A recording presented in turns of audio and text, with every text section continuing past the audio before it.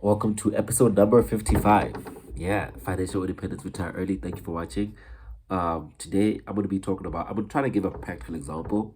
I know there's like huge fears about AI, artificial intelligence, robotics, and so forth, like taking away all of our jobs.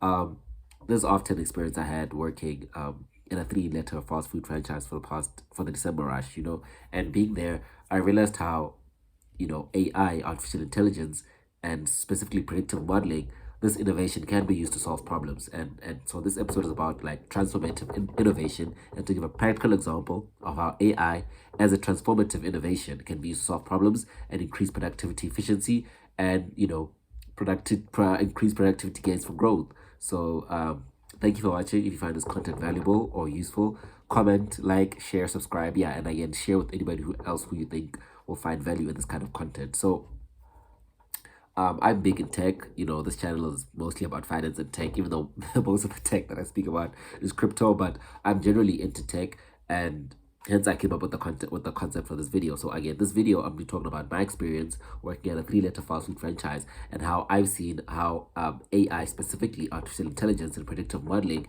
this kind of innovation can be transformative and solve problems. So I was raised in a tavern, selling alcohol.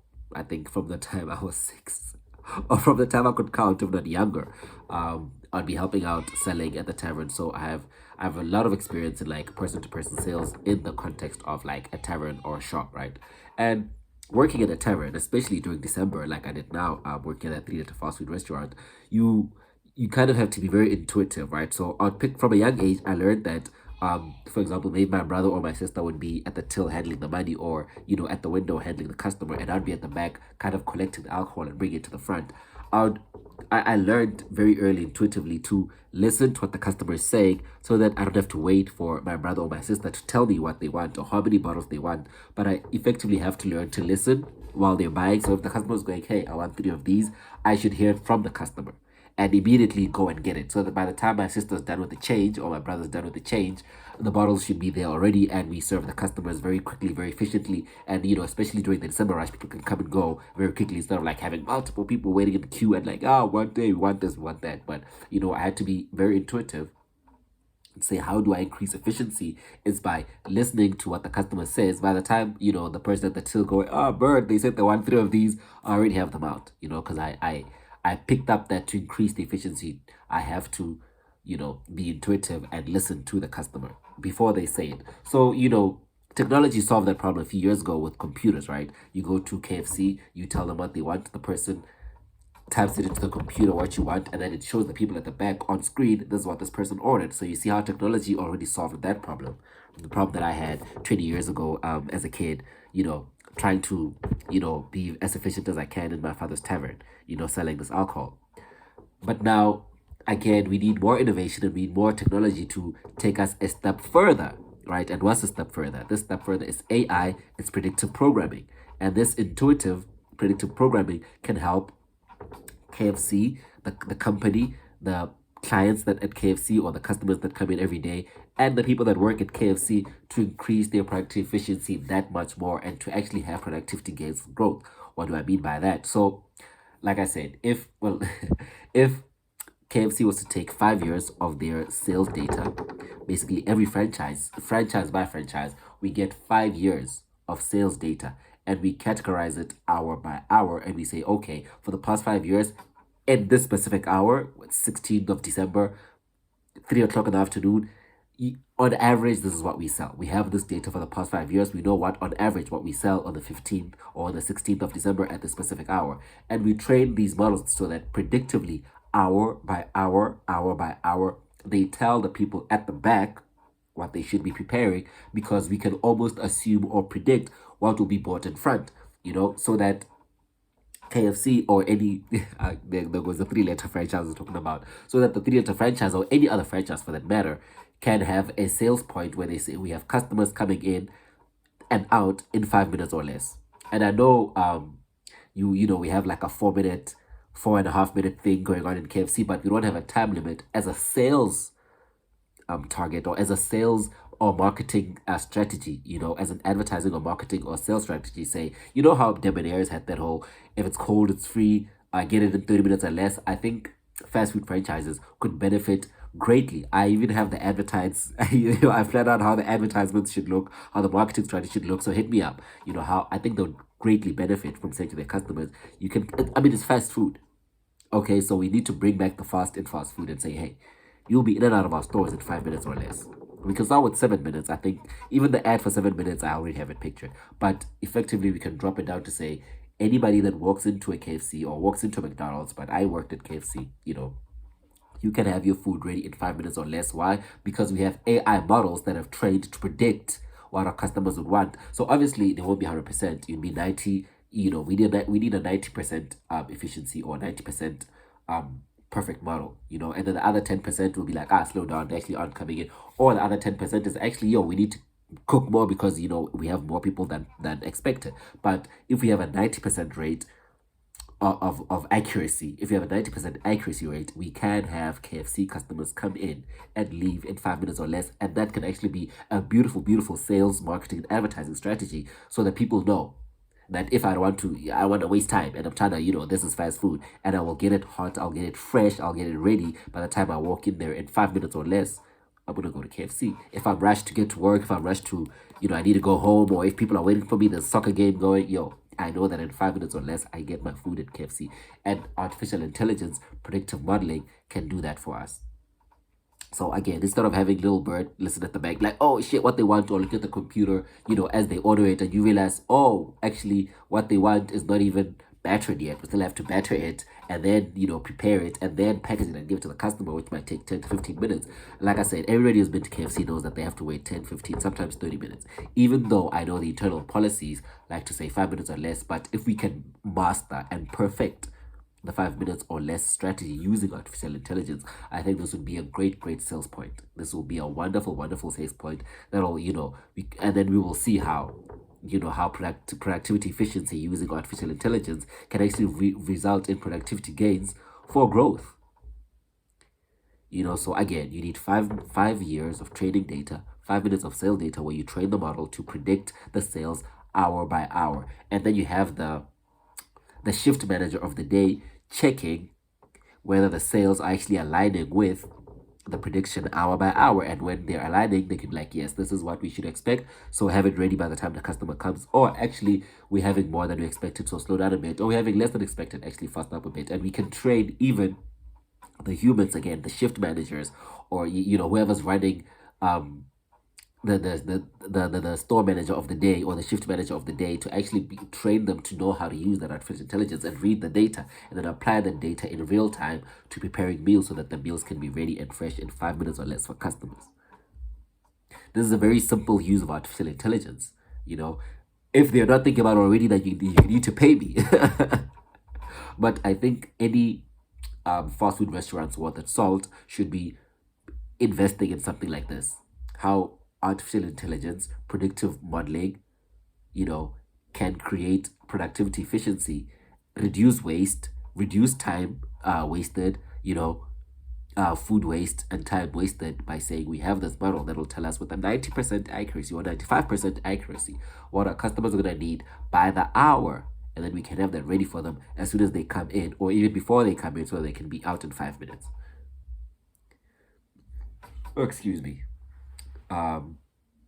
Yeah, so that's one of the most, like, lessons I learned, or just ideas that I had working at KFC. You'd be like, oh wow, actually artificial intelligence could increase this company's productivity and productivity efficiency so much more than already, because we already have the computer. Like I said, you type in, the computer tells you what the customer wants. But there are times where it's like you don't have the stuff ready and the customer has to wait 15, 20, 30 minutes, and that's not fast food. We know that's not fast food. So fast food needs to be fast. Let's bring back the fast and fast food by having our food ready in 5 minutes or less. But another thing that I worked at, while I was working there, I realized I think they can do better on is recycling, specifically the plastic recycling. I think they're doing very well with the cardboard recycling. Where I worked, we were separating the cardboard and the people came and took it for recycling. But like, they have as much plastic waste as they do cardboard waste. And this is not necessarily the plastics that actually carry the meat. Just like with cardboard, if there's like oil on it or paint on it or something, it's very hard to recycle. But the plastics that the plastics that cover the boxes bring in the meat. If you work at KFC, hope maybe you know what I'm talking about. All those plastics, actually, we have enough plasticians. We should be, you know, I don't know if South African KFC has an ESG score that they're trying to get to, but I think that we can definitely improve KFC's ESG score by making sure that we recycle all of that plastic too. You know, whether it's by reverse pyrolysis, is it, where we turn back the plastic back into fossil fuels, or whether we're creating other products with the plastic, turning it back to pellets so that people can create other downstream plastic products, you know, using the virgin plastic pellets that were recycled from the plastic that used to cover those the boxes. So you're doing very well with your cardboard, but I think you could do a lot better with your plastic. You're also doing very well with your oil recycling. You know, that oil waste to turn into diesel and other fuels. You're also doing very well there. I have nothing to add there. But the plastic, you can do so much better in recycling your plastic.